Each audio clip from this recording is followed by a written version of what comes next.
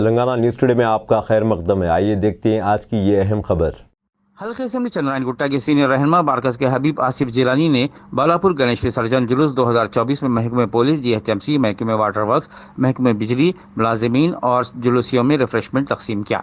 चाय, decoction, mineral water, समोसे, pub भी तकसीम किया गया और इस मौके पर साउथ ईस्ट जोन डीसीपी और इनकी टीम, साउथ ईस्ट एसीपी और इनकी team, south east zone task force team, Chandrayan Gutta police station का स्टाफ, बालापुर से केशुगुरी तक बालापुर गणेश रैली में सब मुस्लिम नौजवानों ने फ्लेवर मिल्क की बोतलें तकसीम की और बालापुर से केशुगुरी तक गणेश को इन सब ने मिलजुल कर गणेश जुलूस को आगे बढ़ाने में हिस्सा लिया और शहर की गंगा जमुना तहजीब को बरकरार रखा।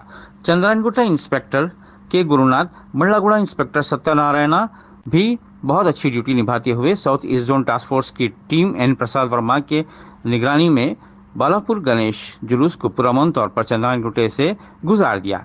आइए देखते हैं इस सिलसिले में हमारे नुमाइंदे वही